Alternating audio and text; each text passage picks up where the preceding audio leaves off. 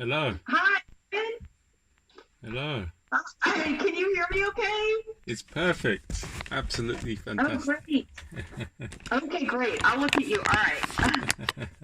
I gotta look at I gotta remember this is a whole new setup for me. But I can see you great. You can see me and hear me, and I can hear you. Great. So, How are you? I'm very well. I'm very well. It's a pleasure to have you on the podcast. Thank you for Oh, coming. thank you so much for inviting me. It's where are you at, where are you what part of the states are you from as a whole? St. Louis, Missouri in the Midwest. Ah, okay. And you're in London. Are you in London or are you outside London? Uh, Born and bred Londoner from Wimbledon tennis. Okay, okay. And you perform a lot, right? Do you perform a lot at clubs? I do a fair amount here and there. But yeah, I do loads of different things. That's what you have to do in this climate. You got to do lots of different things It's to make any money these days. it's been quite challenging, like doing gigs. It's just feels so awkward doing gigs in your room. It's just I know, I know. It's really scary out there. it's how do you find how are you finding it all with what you It's so scary, but if it weren't for all the horror going on around me, with all the hospitalizations and the virus, I would be really happy because my son is here. He's working remotely, and my husband is here working remotely. So they're both here all the time, and it's really nice. So for me, there's a silver lining. yeah, there's a lot more family time and a lot of Right. relatives catching up. People say, "Oh, I'm busy, I'm doing this." Now we're all All together, yeah. right? Yeah, but you're probably out and about. You're probably used to being out and about all the time, so that's got to be hard for you. It has been hard, but in some ways it's been good to sort of think about things and like to reassess yourself, see where you're going wrong. Yeah, and it's a lot of time to spend reading, reading lots of books. Right, and I noticed that in the UK, a lot of places have opened up now. So now you can go to the pubs and barbershops and that sort of thing right now. Yeah, I had a haircut and it was basically I looked a bit like a carpet, so it was good to finally sort I that out. know. I did too. Yeah. My son, yeah, he couldn't wait. Yeah. It's quite it's quite remarkable what you do, like in terms of you give lots of advice and like you always give sort of practical, you don't give sort of too much wishy-washy sort of advice on your channel. You're very sort of practical with your advice, which I really Right. I like. like to think of it as mom advice because I'm a mom. So it's more like mom. And even though I'm certified as a life coach, it's more mom advice as a mother would give anyone. And I noticed that you wrote a book where what's it called, How to Deal with Insults, and a while ago, and I found that quite interesting because I stumbled across this thing called verbal judo. Oh, okay. I'm not, what, I've never heard of that. It's so I've been looking across, doing a bit of research on like frame controls and all that, and I stumbled across, and it's effectively, so if someone gives you an insult or they say, "Oh, you have a terrible shirt" or something, you say, "Oh, thanks, man." Or someone says, "What are you looking at?" I'm Yeah. saying, "I'm looking at you. I'm looking at your keyring. Where did you buy it from?" Yeah. Kill them with kindness. Right. Because that's what they don't expect from you. They expect you to get defensive, say, oh, and to get all upset. But if you are nice back to them, then they're totally thrown off guard and they don't know what to expect. And it's not what they want. They want to bring you down and they're not accomplishing that. So, yeah, I like that. And how did you sort of what? I mean, it sounds like you had quite a bit of a journey to get to this role. I think you stumbled across it, I presume. Yes, yes. 10 years ago. Right. Well, My audience, I find, is my son's age, and he's 25 now. And so I would give him advice, and he would say, you know what, if you have something interesting to say, you should just say it on YouTube. And at that time, I just thought YouTube, was for cute pet tricks and comedians like yourself. And I thought, where would I fit in? And then I found a little niche on YouTube, and I started to talk, and then I got my life coach certification, and then it went from there, and I kept going. And so I find that my viewers are all ages, but primarily mid-20s to mid-30s, but then I have a scattering of everyone. So it's really great because I think people of all ages can relate to basic advice about how to deal with difficult people and tricky social situations and friendships that are going downhill maybe. Well, one thing I find when I get into issues with my friends or when I'm chatting to people, it's very easy to see their situation, what they need to change. But when you're in that situation, I find it hard to see what the issue is. I know. And you think, what did I do wrong? And then your friend maybe is upset and they're not talking about it. And then they blow up over something really little because it's still bothering them, whatever it was that you did that you don't even realize you did or said. So that's why I always say, just get it out in the open right away, talk about it. And I think people don't, they just blow over whatever the issue is and just keep moving on, but it won't go away.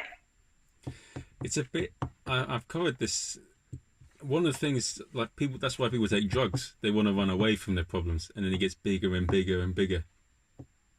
Right, exactly. You have to address it straight on. And I think we have trouble communicating. People just don't want to sit and talk, especially with the internet.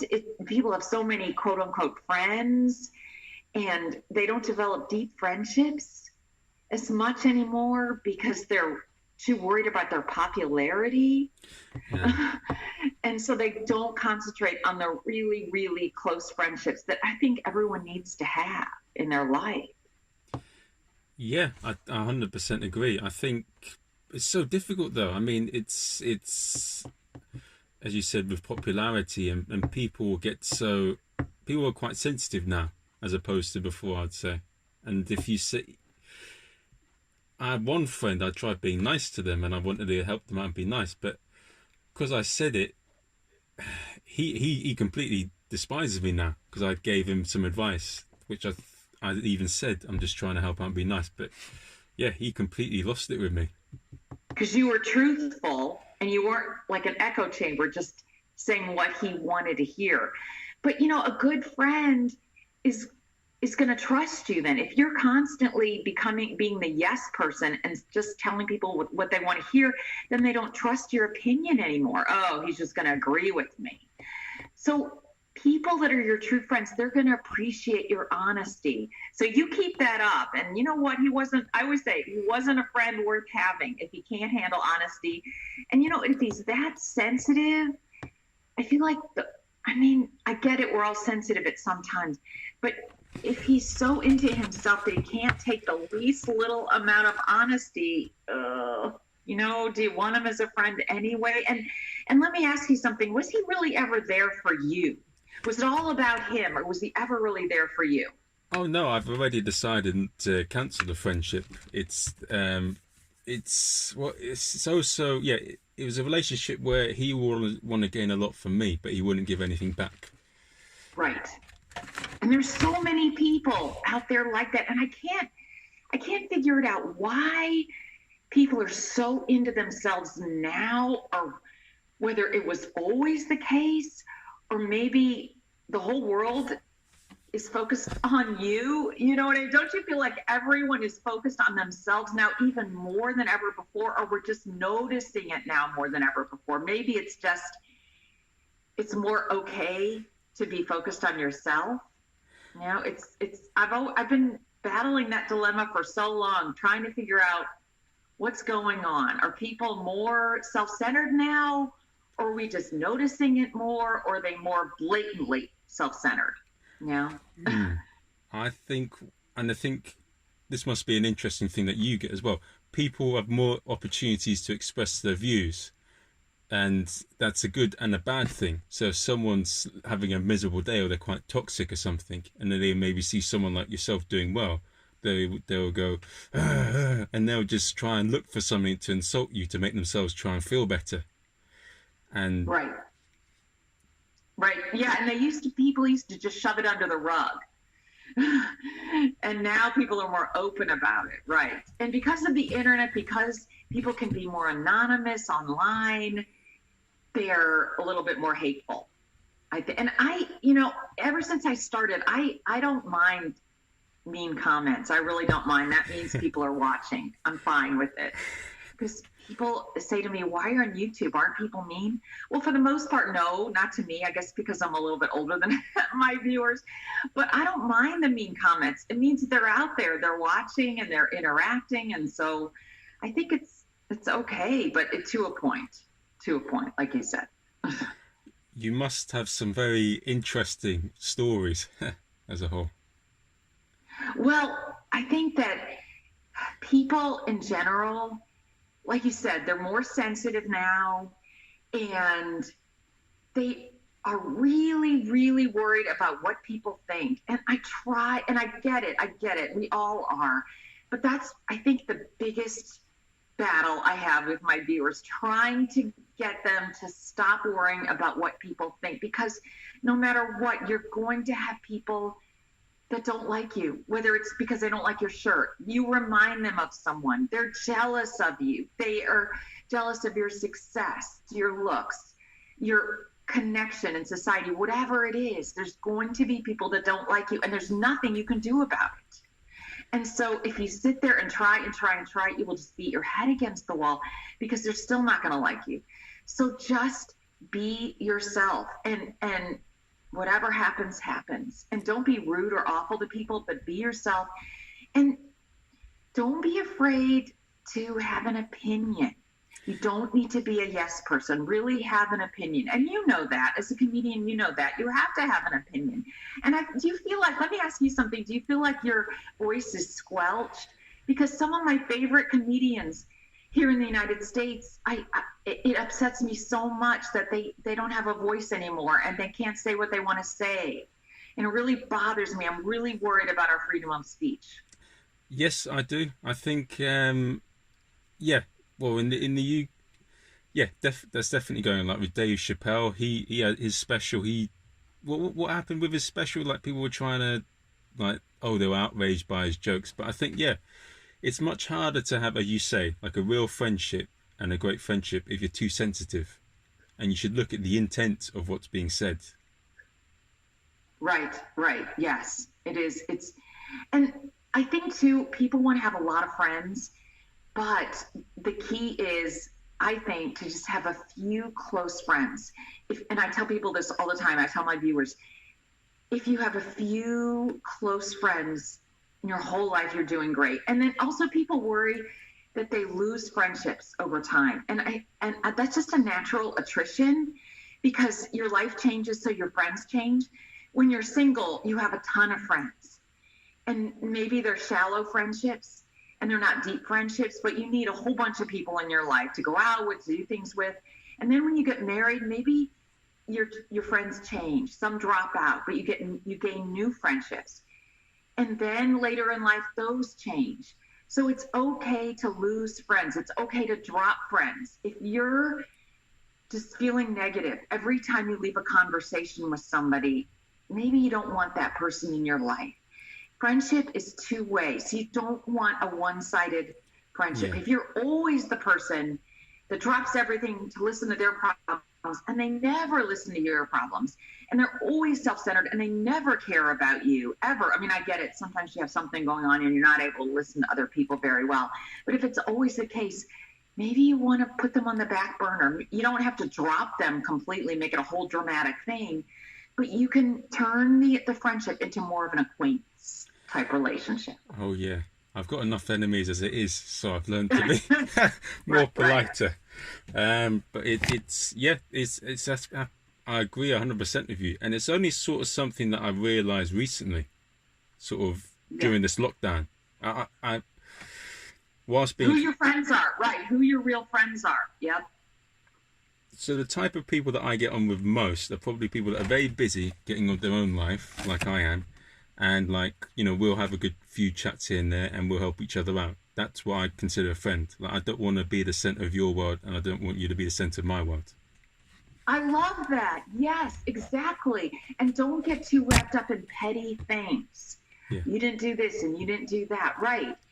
As long as you're busy, they're busy, and you don't get wrapped up in petty things, and you're always there for each other when the big important problems occur. And if your friend's going through something, you will drop everything for them. And they will do the same for you. So they have your back and you have theirs. And that's what friendship is all about. Yeah. I think. That's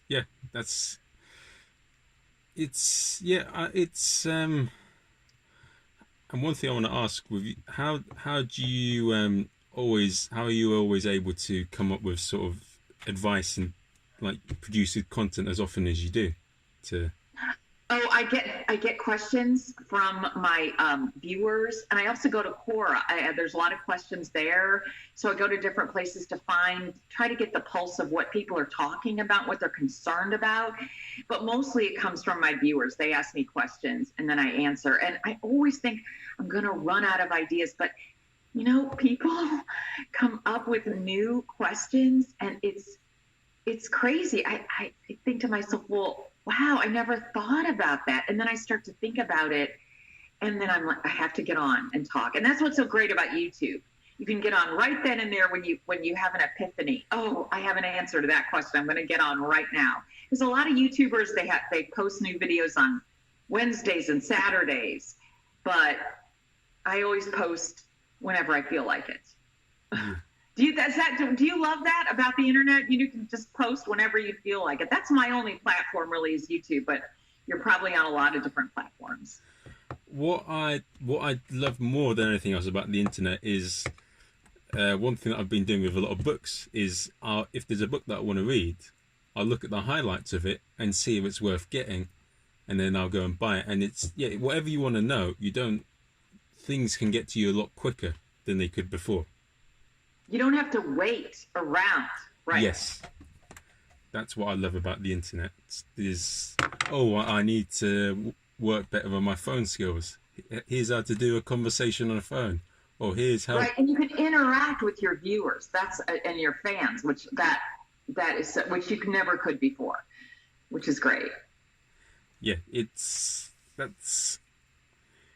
sometimes, you must have a fun time looking at some of the comments you get on your videos. You must get some really sort of ridiculous and hilarious comments that make your day. Yes, some I can't repeat. Yeah, but yes. Of course.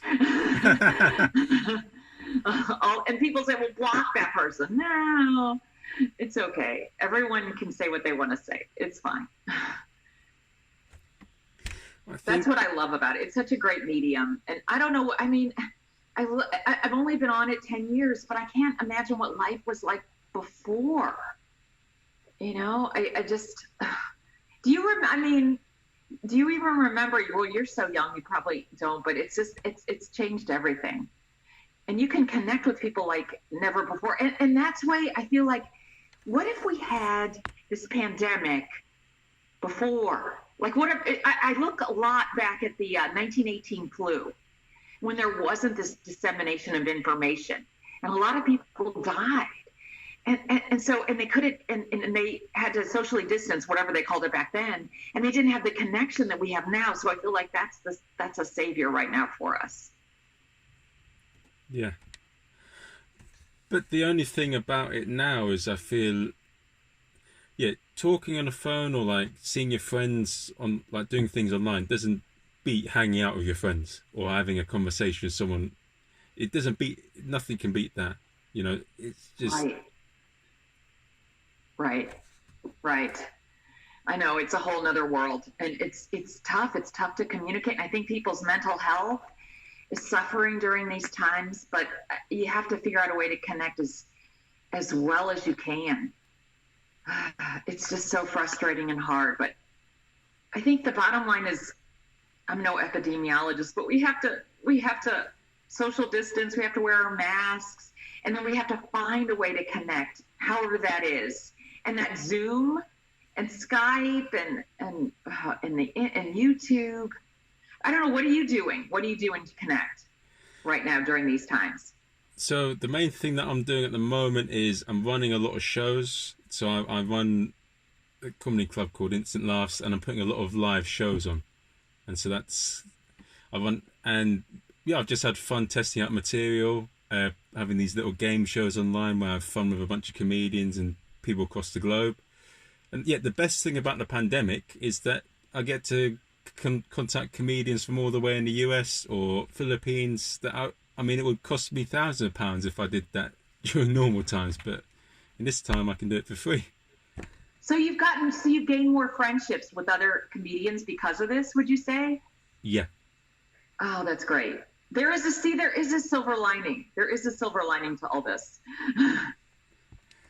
I mean, my son, he's 25, and I can't imagine being 25 during the quarantine, but he is so great about it. He knows he can't go out, and it's hard for him, but he doesn't go out, and he doesn't, he stays in, he wears his mask, and he does as little as possible and tries to connect like with Zoom and all that. But it's so hard when you're young and single.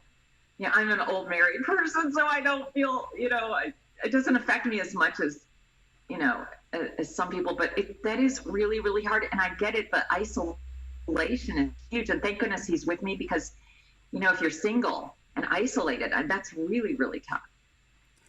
Yeah. Oh my God. Yeah. I've got my parents here, so that's good. And, there's the goldfish there. I just said, but, yeah, there's moments. Are you able to visit them? Are you able to, do you live with them? Are you able to visit them? Are you quarantining with them? Are they near? Can you? No, I'm with them at the moment, so that's good. Oh, great. Oh, great. Oh, that's so you're okay. So that's wonderful. See, that must be a godsend for you to be able to be with them. It is, but we drive each other mad at times. I know, but you know what? I tell my son this all the time. You're going to look back at this time, and you're going to be so thankful you had this time with your parents, because it's fleeting. And I know that my time with my son is fleeting, and I know that. And so I cherish every moment. And I know this is hard for you, but you're going to look back and you're going to be so thankful you spent this time with them, and then you're able to quarantine with them. Yeah. That is so wonderful. Yeah. I don't realize that yet, but when I'm like 40, when I'm you will believe me. It's going to be a bit strange if I thank the quarantine for the time it given my parents. And you'll be closer to them. You'll be closer to them because of this. And they're probably so thankful that you're with them too. I mean, there's so many people there. They're by themselves and they're away from their family, and those are the people I really worry about. Yeah, I think it's hard for everyone, because there's moments where I get depressed as well, but it lasts for maybe about a half an hour or an hour, and then I work on something, and then it goes away. Right. That's it. Just stay busy. Focus on your work. And what I tell people too is try to find a goal every day, whatever it is you're doing. Like if you work in sales, get somebody on the phone longer, or in your line of work, talk to another comedian, someone in your line of work, and prop each other up and support each other, and connect with someone every single day. Yeah, find little ways to connect and create a new goal, even a tiny little goal every day, and we'll get through this. That's what Tyson Fury said. He said, because he the story of him, he wanted to commit suicide, and one of the things he says that's kept him going is that's what he does. He keeps a goal going every day. Like, he doesn't take any tablets or anything like that. He just keeps himself busy. Right. Exactly. And we will get through this, and it will go fast. The time will go fast, and we will get through this. There'll be a vaccine.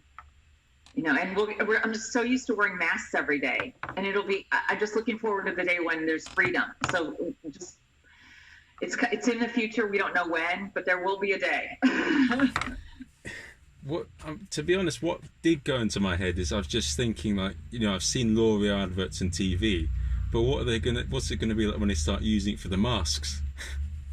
When they start using what? When they like perfume or makeup, or like you see these beauty adverts with L'Oreal or Givenchy, and they say gas mask, L'Oreal gas mask, because you're worth it. And I just feel that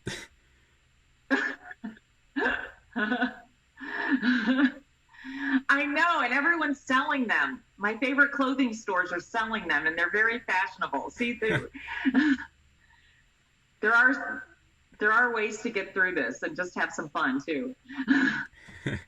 it's I mean, it's funny, before this whole thing happened, like, you'd see a lot of people from China, they always wear the gas masks. And that's what my husband was saying. It's like they've been wearing masks for years, and they're fine with it. So we can be too. It's funny though, the way, because myself as well included, I used to think it was a bit stupid and silly, but then now this has happened. I'm like, right, I'm going to make sure I wear masks more often.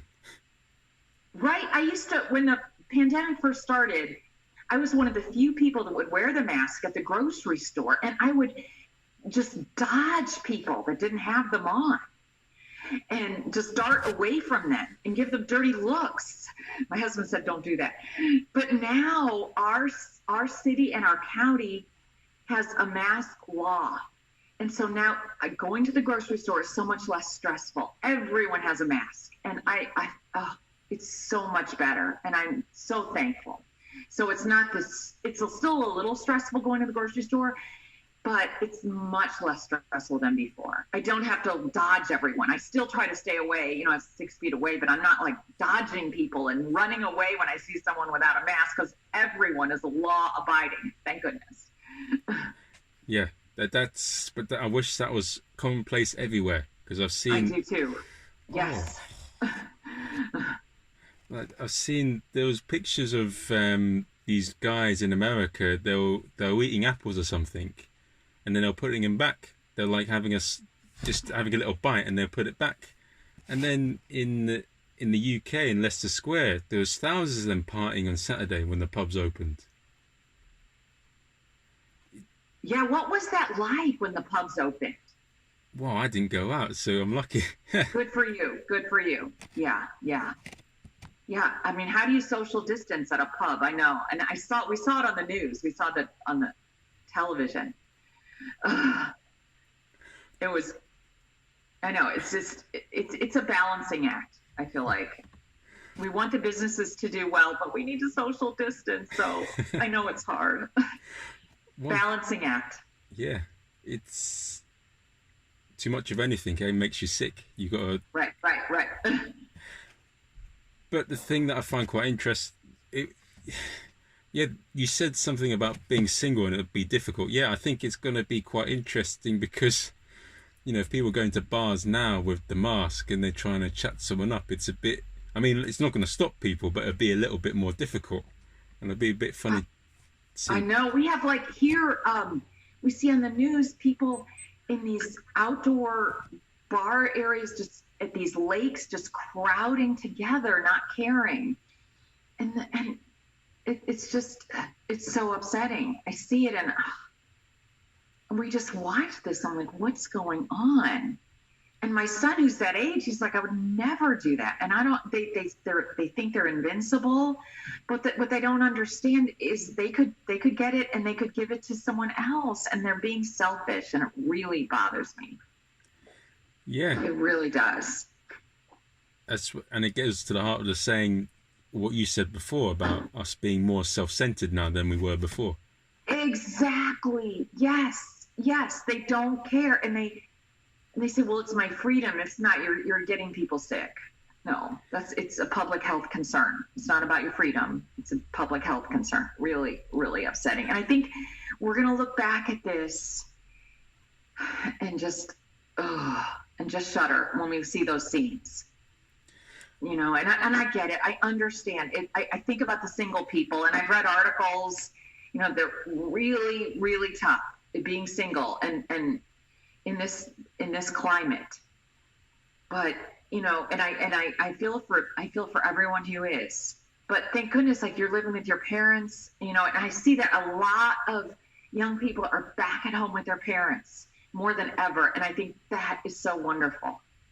It's such a heartwarming thing to see. Yeah, I'd much rather be in a position though. I feel I don't know that something. I came back from France because of the virus. I was doing some sort of course over there, and I'd much rather be in a position where I help them out rather than they've had to help me out. It's right. And you might feel that you want to stay there longer with your parents. Do you think that? Do you think you'll want to stay longer with your parents past the pandemic? You're saving money? Not, I'd say, no, I'd say probably not, no. But because I think it's better, I'm more resourceful and be able to help them out more if I get out and do things rather than... Right. No, I understand. Yeah. I get, that's why it's fleeting, you know, and you'll look back on this time, like I said, and be happy you did it. And that will be your silver lining. If someone asks you down the road, well, what was the silver lining? And you'll say, it was spending time with my parents during the pandemic. Everyone, I think, has a silver lining. You know, and that will be yours. That's something that's a message that you could, for people that you're saying that are being irresponsible, getting them to think about what they're going to be remembered for during this time will get them to stop. If they could get that message, then that'll probably stop them from doing what they're doing. Exactly. Yeah, I know. But I think also this working remotely, I think it would have taken 30 years to get people to work at home.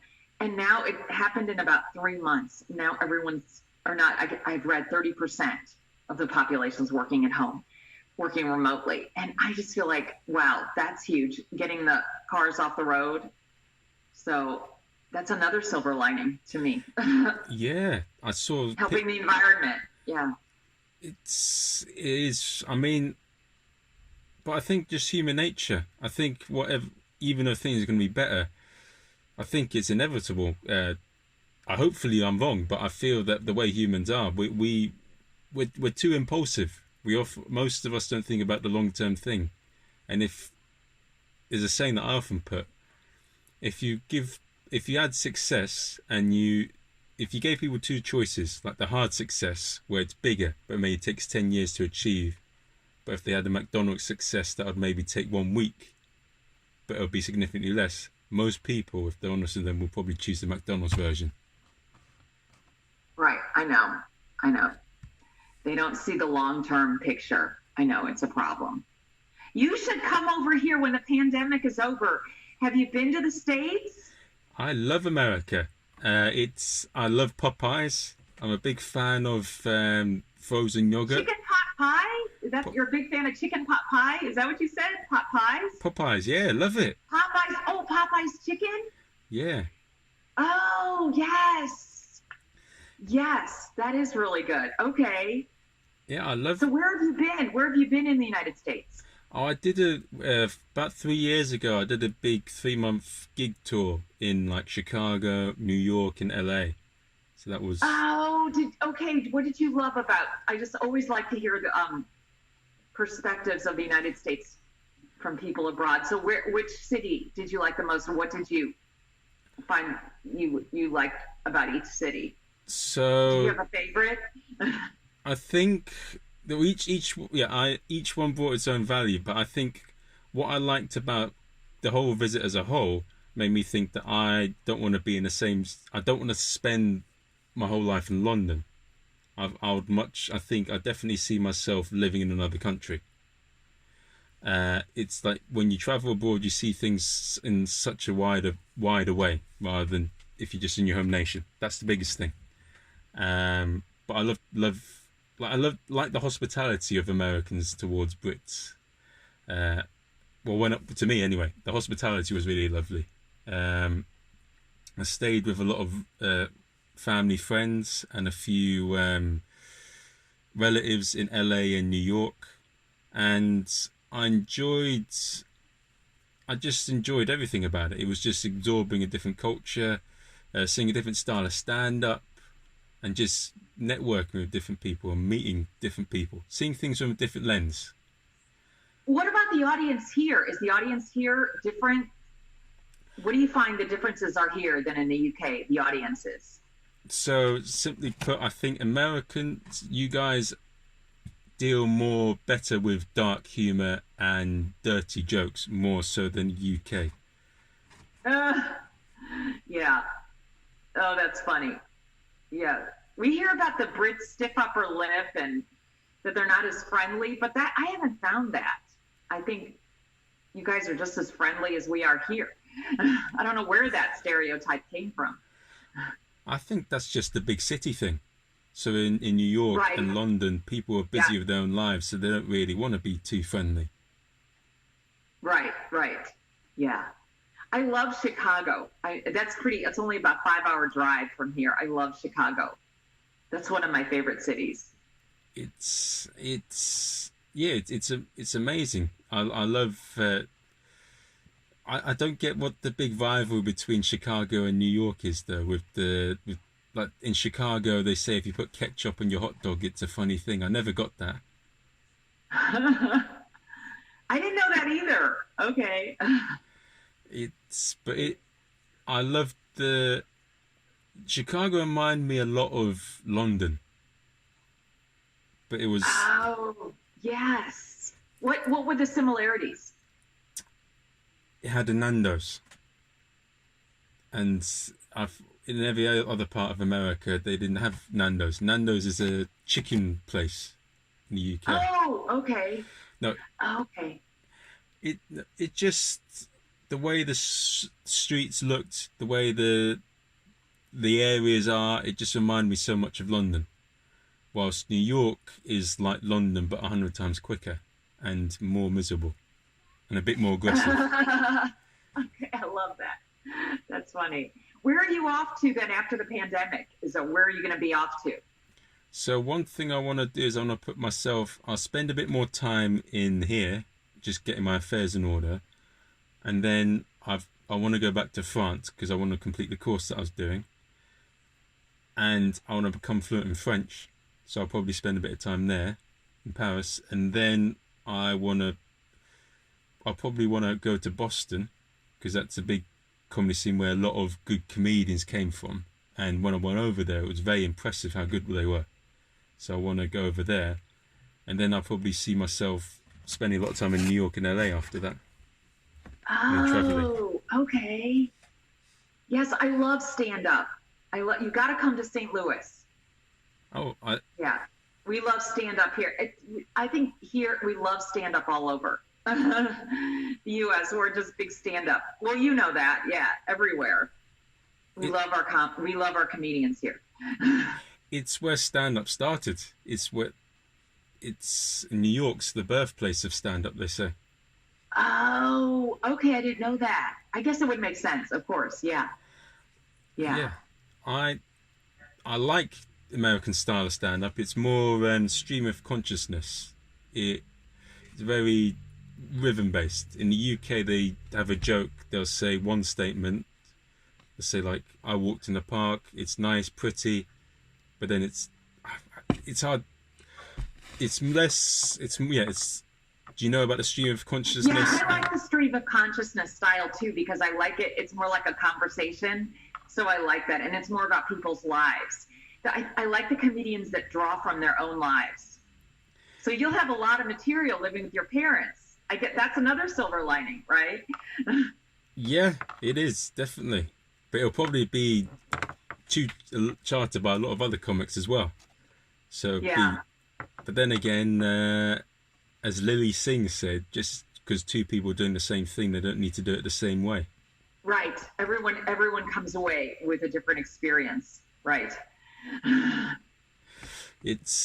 Yeah, we'll see. But I think Britain has a more variety of stand-ups. So like, there's more people like Sacha Baron Cohen. They do a lot of characters, clowning, whilst America's more straight-laced with its comedy. Yeah. Do you like Kathy Griffin? She's one of my favorites. I love her. Kathy Griffin. I have heard the name, but I'll look. Yeah. And the She's late Joan Rivers. I'm showing my age, but the late Joan Rivers. I oh, don't know. I like the female comics, I guess, because I can she's good. relate. She's amazing. I love her ballsy attitude. Yes, yes. And you talk about dirty jokes. Yeah, she was a legend. I still, in fact, it's so funny because on YouTube, you know how you go on YouTube and you get recommended different videos. Every single Joan Rivers appearance on every show is on YouTube, and it's constantly recommended to me. And I've watched every one, I think. Yeah, it's she's incredible. It's a shame, and I like Sarah Silverman as well. Yes, yes, yes. I She's know I'm gonna like you. I'm gonna watch you. I haven't seen any. I'm gonna watch you. I haven't seen any of your performances, but now I know I'm gonna be a fan. I'm definitely not like them in any way. But you appreciate different styles. Yeah, you'll see. I'm very deadpan and a bit surreal and a bit more clownish than them. That's good though. That's fun. It's not when it goes terribly though. That's okay. Yeah, how do you bounce back from that? Like if you have, do you ever have a bad show where you're just not feeling it and you can't get the response that you want? Then how do you deal with that? That's got to be hard too. But every comedian has that, right? Yeah, it's something that that I've gotten through it, but it depends. If you're doing the same type of gigs, then it doesn't affect you that much. But I think I have to think about them because I've yeah, it doesn't affect me that much anymore, except if it's an important gig or a gig that Right, right. Well, maybe you think maybe it's going well, but you don't relate. You can't. You're not getting the reaction that you want. Maybe you don't relate to an audience as well. Do you find that? Because I've seen comics and they just can't. Somehow they're not connecting with the audience like I think they want to. You can almost see that. Do you ever have that where you're not connecting the way you want to? Yes, a lot in the Edinburgh Fringe. Have you been to the Edinburgh Fringe? No. Okay, so obviously it's not on this year, but it's like you and your family or anyone like that, anyone would love to go down there because it's the biggest arts festival in the world and it's got comedians from across the globe. So many different types of comedians and you absolutely love it. If you like stand-up comedy, Edinburgh is amazing for it. Oh, I have to go. Yeah. It's for a month and yeah, if you're down there, you let me know and I can give you a few recommendations if you want. Oh, that'd be great. Do you go every year? Well, before the pandemic. I went last year and I did a show called Rice and Chips because I'm half white and I'm half Chinese. So I thought I'd talk about that. But yeah, I did. It went okay, but it went really well when I failed. So when I was doing some magic tricks and it failed, that's when it got a lot better. So, oh, that's funny. So you really learned from that experience. So I went over to Philip Gaulier, who's coached like Helen Botham Carter and Sacha Baron Cohen to do clowning. And so, yeah, that's why I was in France, and it's amazing, Edinburgh. So you really okay? So how did you get started? How did you get started? Because you asked me how I got started. How did you get started in comedy? I got started in comedy because I've always wanted to do it. I've always been a fan of watching on TV, and my friends have always said that I was very funny and I should give it a go.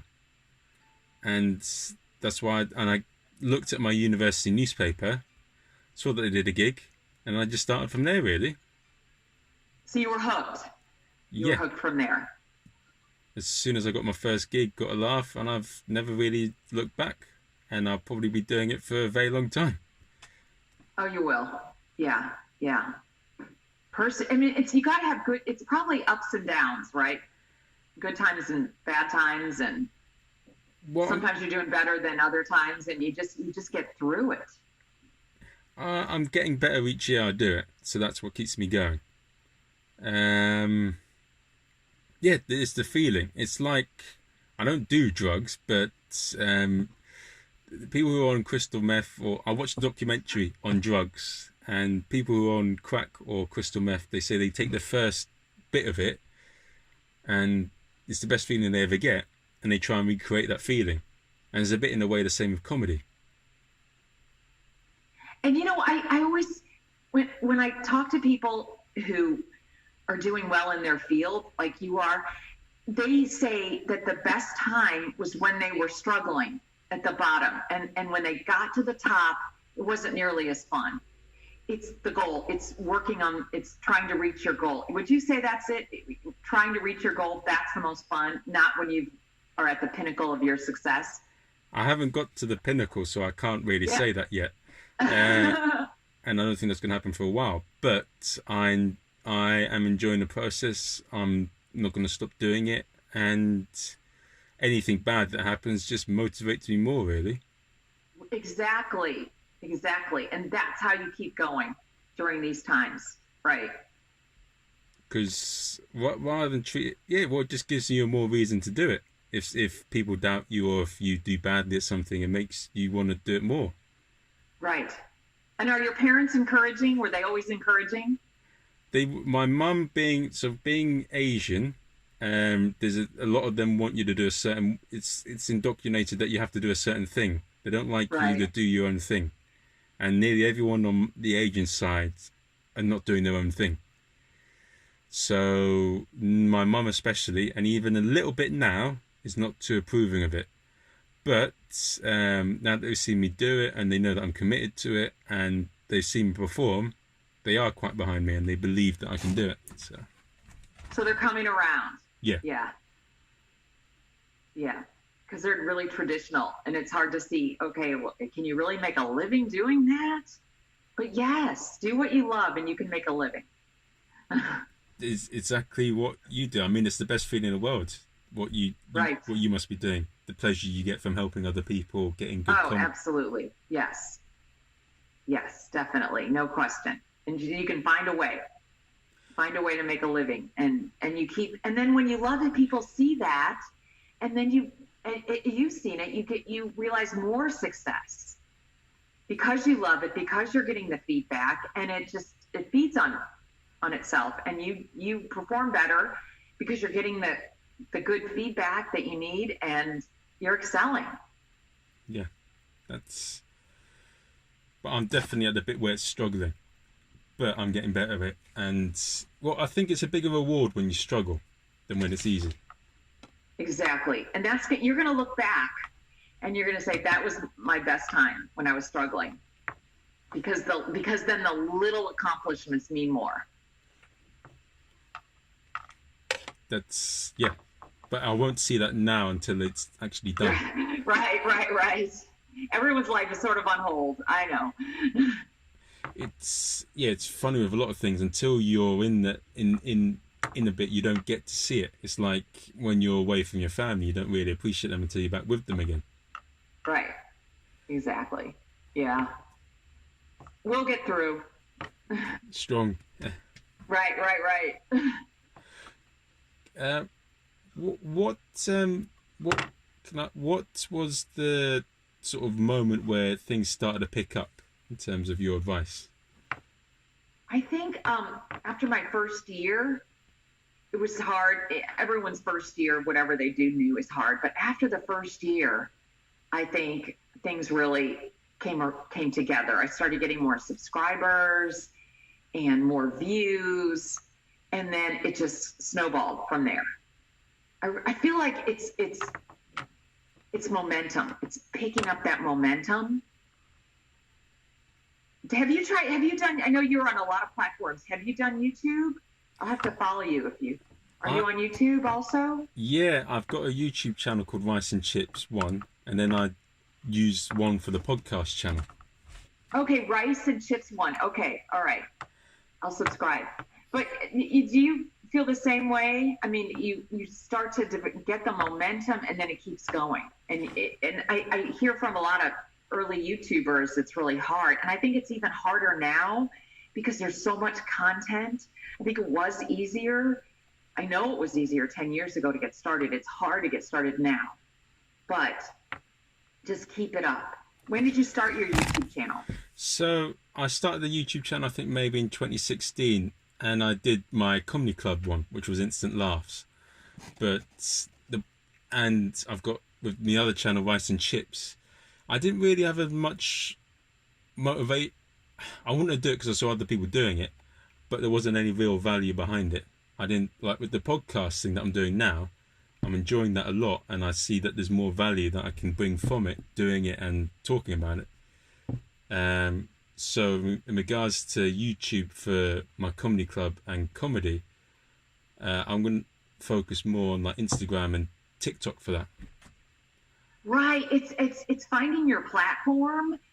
I think that's it. Some people do better with podcasts. Some people do better on different platforms like TikTok or there's other ones, I don't know what they are, but or YouTube. It just depends. You find your niche. And I've done better on YouTube than podcasts, but you maybe had more success on podcasts. It just totally depends. It's where you find your audience. And that's what's so great right now is you just find your niche, find your place in the world, and then go with that. Yeah. I've watched a few, there's this thing in London called London YouTubers, and one of the ladies was interviewing like successful YouTubers. And one of the things that's made them sort of successful, and that I've sort of learnt from them as well, is that they really enjoy the content they're doing. And there's a lot of intrinsic meaning behind what they're doing with the channels. And that's what I feel with the podcast I'm doing. And with doing my comedy stuff on TikTok and Instagram, I feel there's more intrinsic value I can bring and that I enjoy. Whilst when I did it on YouTube, I just felt like I was doing it for the sake of doing it. Right. Yeah. And there'll be another one too. Yeah. There'll be some other app that comes out too. And then it's just always changing and evolving. Right. Yeah. And do you do a lot of live? I think I saw you on Facebook too. I think you do a lot of live. Well, now you do, right? Now you do a lot of live. Yeah, I do. I'm doing a lot of, so I'm doing stuff at the comedy club. I'm doing a few sketches on Facebook. Yeah, just testing it out, and I'm enjoying it. It's fun. It's just having fun trying things out and playing with things. Right. And I'm always intrigued by all the new apps that are, what'll be the next great big thing? Yeah, that's, I mean, the story of TikTok's quite funny. And I hear that it may get banned in Hong Kong and in America. I know. And it's so different from YouTube too. I love the variety, and I think we need more. People, yeah, and that's one of the things at the moment. I'm not quite at the stage where I don't give a shit about people's opinions or care about other people that much. That's one of my aims, is to get really close to not caring about what people think or say about me. Yeah, we get that. You know, everyone, I always say don't not care at all, but maybe a little bit less than we do. I think we're all guilty of that. We all worry. And you have to worry a little bit. You don't want to offend people. But by the same token, if you worry so much about what people think, you'll become a yes person and a doormat, and you don't want that. So you have to stand up for yourself, but also care about other people. It's just a balancing act, the way I look at it. And you become boring. Right, exactly, right. And if you just tell people, like I said earlier, if you just tell people what they want to hear, then they won't trust you. They won't trust your opinion about anything because they know you're just going to agree with them. Yeah, yeah, I mean, but yeah, we're too affected by other people's opinions. I think being aware, yeah, it's good to pay attention, but not let it affect you. Because if you start letting things affect you, as you said, doormat, and you're not in control of yourself. Right, right, exactly. Yeah, we gotta, and I know that people nowadays are really concerned about talking about anything controversial. In fact, I just got a comment on my YouTube channels. A viewer wanted to know, like, can they talk about anything controversial, politics or religion? And I'm still mulling that in my head how to respond, because I used to say, oh yeah, talk about, be an interesting person, talk about politics, talk about religion, everything, don't be afraid. But now everything is, especially in this country, is so polarized that you do have to be careful. You can maybe start to go in that direction, but if you see someone get really offended, change the subject. That's what I always tell people. Don't get to the point where you're offending someone and you're getting someone upset and you see their emotions getting really high. Don't let it go there. That's the problem of being too sensitive. Because I remember I worked in a project with one person, and I gave them a bit of advice, and I tried being nice about it. They completely lost it, and I was thinking at them, if it was someone malicious and they acted like that, then you're just giving them tons to work with. Right. And that person too could be a little jealous of you. And so they could use whatever you say as a way to put you down. Ooh. And that, so then you have to take a step back. And you're like, well, how valuable is this friendship to me? And you think back, okay, well, was this person ever there for me when I needed them? And I know you've always stepped up for them, but have they done the same for you in the past? You have to reevaluate every once in a while your friendships. That's martial arts. They say that thinking is the enemy, but I'm not too sure if that's. I think maybe if you're fighting, yes, but not outside of that. Right. And it's okay to drop a friend. You don't need a reason. You can drop a friend. You can be friends with whoever you want to be friends with, and you don't need a reason. If you're not getting a good feeling from someone, it's okay. You don't have to be friends with that person. You don't have to be some dramatic blocking them from everything. Just take a step back and turn it into more of an acquaintance type relationship. One thing that's always intrigued me is your gut is often more right than your head. Exactly. If you're getting a bad feeling, take a step back. And I think people think, well, if they drop a friendship, it's got to be this big dramatic thing and they burn the bridge. I don't think so. I think you just become a little less available and you become more, you're not as close to that person anymore. Maybe they're more of an acquaintance. And people do change. You could find down the road you both matured and you could rekindle that friendship. And that does happen a lot. And as your life changes and their life changes. Yeah, you don't know where things are going to go. Right. Yeah, I may end up being a bodybuilder or something. Who knows? Right. And, like right now when you're single, you have a certain amount of friends. But then when you get married, that might change. And then your single friends might feel left out. But then they'll get married and you'll feel inclusive again. And then you might feel like, well, yes, I want to, even though I'm married, I want to have single friends. I don't want to lose them just because I'm in a different life situation. I want to hold on to them. And you should. You don't have to have friends that are just like you. People think, oh, I need only friends who I have something in common with. No, because those people are often more competitive with you. Like, for instance, all your friends are comedians, right? You have friends in other fields. And that is great because then you don't feel competitive towards them. Would you say? I'd say I've got a good number in other fields, but I'm a bit scared of being too close with other comedians because I've found in the past that if you're fairly nice and honest and all right, a lot of people will try and twist that to their own advantage. A lot of people want to take shortcuts.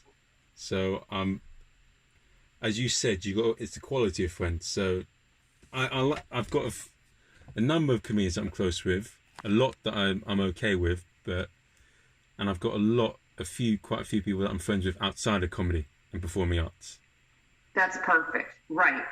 And the people, the comedians that you're close to, you don't feel competitive with, or you feel a little competitive, but it's not negative. Would I that be, I mean, do you feel like you compete a little bit and maybe some things are you shouldn't talk about because they might get jealous of you at some point, you might be jealous of them, or you may feel a little competitive at some points. Maybe your career is more on the upswing and theirs isn't, and then how do you deal with that? I I don't.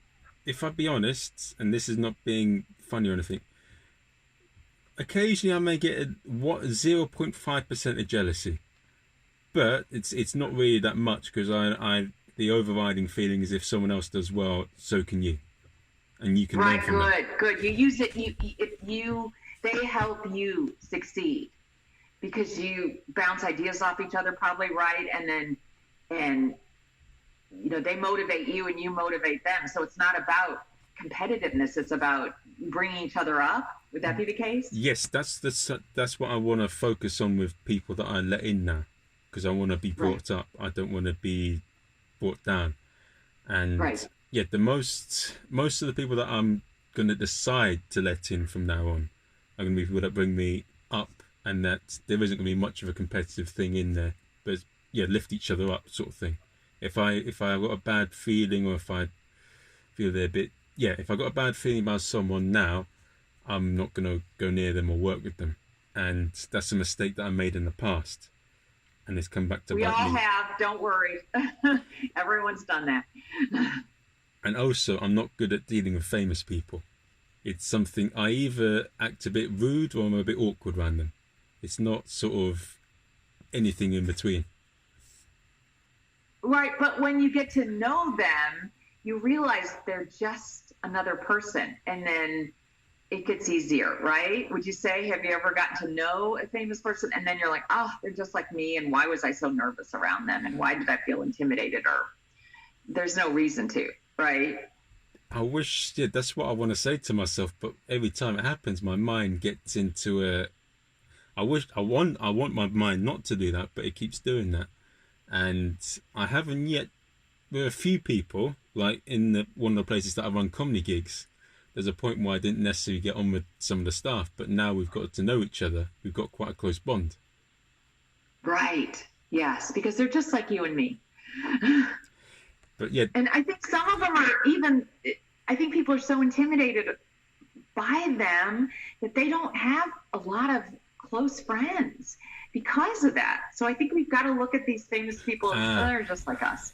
and I think also one thing, yes, one thing I find a bit funny with people like, I mean, you might not like Conor McGregor or like John Jones or some of these famous people that have been criticised and said that they're a horrible person. You don't know what that person's done to them or what their situation's like to say that this person's this and that, because I mean they must be getting all sorts of crap and all sorts of people trying to take things off them, doing funny things to them, which isn't easy to deal with. Right, right. Yeah, you don't know what people have gone through. Like people ask me, well, I have a friend, they'll say, I have a friend who's not talking to me right now, who won't let me into their life, who, they're being distant. And I always say, look, you don't know what they're going through. Give them some time because they could be going through some really serious issues that maybe they don't want to talk about. So respect that. Give them time and see if they come around. And just tell them, look, I don't know what you're going through, but I'm here for you if you ever need to talk about anything. So you don't need to pry. Just say, I'm here for you. Whatever you need, I'm going to be here for you. Yeah, it's what was a bit, I've forgotten already now. I wanted to ask a question, but I've forgotten it. Oh, I do that all the time. But yeah, just be there for people, I feel like. And you don't necessarily need to know what's going on in someone's life, but just so that they know that if they do want to talk about it, that you're there. But don't pry, the way I look at it. Yeah, sometimes I get a bit nervous when someone's a bit too. Do you know Robert Greene? No. He's got this book called The 48 Laws of Power or something. It's not something. It's just there's a lot of books that I've ordered to try and help them some of the weaknesses I think I have, and he says one of them is something about trust, and it needs to always take time. Like you need to do things like maybe dangle a fruit to see what someone's really like, or see the way they talk about others, rather than exactly right. You have to, and I get this all the time. People say, well, if I share a lot with someone, I'll get closer. No, because if you share a lot of personal information with someone, you won't get closer to them, because they could gossip behind your back if you don't know them well. You don't know. And they could be asking you personal information in order to gossip about you. So take friendships, all relationships, really slowly. You've got to find out how this person interacts with other people. If you see them talking behind someone else's back, they're going to talk behind your back. Yeah. So be really careful. Revealing personal information to someone will not make you closer to them. No, you could become the subject of gossip. So be very, very careful. And yes, close friendships develop over time. Take them very slowly. And there's no rush for it. And also like a good relationship as well. Right. I'm pretty sure with a lot of good relationships you've had, they've not just gone, it's like sort of, you like with your husband or people like you get to know them. Crash and burn. Right. Yes. Right. Yes. These whirlwind romances, sometimes they work, but most of the time they don't. Usually it's slow and steady. The Disney lie, people say. Right. Yeah, just take things slowly. And then people say, well, I'm going to end up in the friend zone. Well, you would anyway. If someone just wants to be your friend, it doesn't matter how quickly or not quickly the relationship evolves. You're going to be a friend. Probably they'll figure it out right away. And you're not going to get in or out of that friend zone depending on how you act. Yeah, it's, and also people will be more attracted to you if you're not so bothered by them. Right. You don't need to try so hard. Just be yourself. And that's all I always say, just be yourself. And if they don't like it, they're not for you anyway. Yeah. That's a thing. I mean, in situations, I'm quite talkative and I'm quite open a lot of times, but that I've figured out that it's quite dangerous with a lot of people. And you just got to, it's easier said than done though, when you're put into situations. And it's something that I want to try and entrench in my mind I want to be someone that's more quiet and take my time with things rather than. Right. But right. I'll drink a beer or I'll do something like this, or like there'll be opportunity. I say I want to do this, but your mind will let you down sometimes. I know. But people say, well, it's cliche to be yourself. And everyone says be yourself, but it's so important, because if you put on some kind of a false image of who you are because of what you think that person wants in a relationship, who you think that they want to be with, your true self is going to come out anyway at some point. So you might as well put yourself out there right away. Just be yourself. They don't like it. So what? You're not meant to be with that person anyway then. Yeah, I get a bit worried sometimes when someone's too nice. Like some of the places I've been to, and I'm sure, there's a couple blokes, and like I seen their true colours, but everyone says, "Oh, they're super nice," and it's a bit like I would never consider myself super smart, but I don't consider myself a complete idiot. But it's a bit, if I can see it, how come they can't see it, sort of thing. Right, they're being fake. Right. Yeah.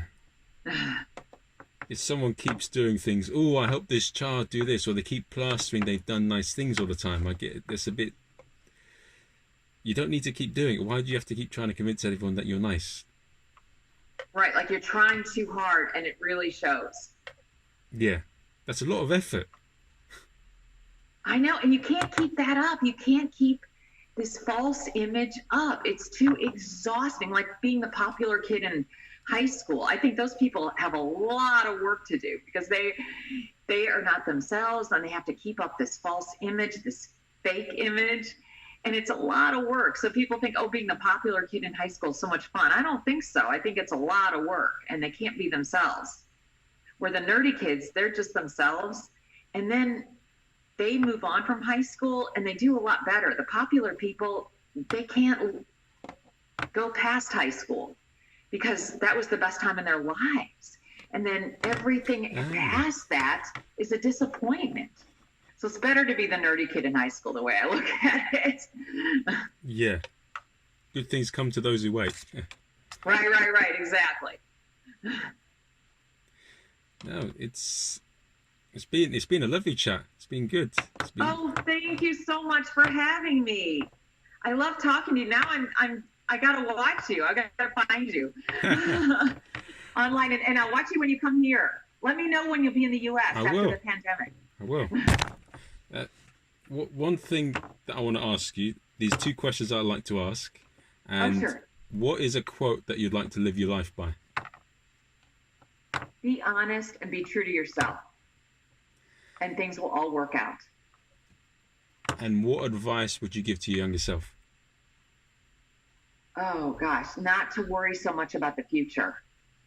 And I still have to give myself that. I'm constantly worrying. And because I find myself just constantly worried. And that's one of the silver linings, like we talked about earlier, of the pandemic. I know where my husband and son are all the time. And when they go out, then when the pandemic is over, I'll be like, well, they're 10 minutes later, they dead in a ditch somewhere. You know, that's me. I'm going to try to be calmer and not worry so much. And that's like impossible for someone with my mentality.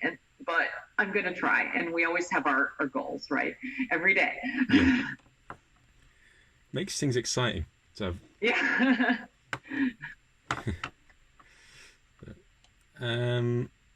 Yeah, it's. I'll message you some links, like for the Edinburgh Fringe and all that. And yeah, hopefully I'll see you when I'm in America.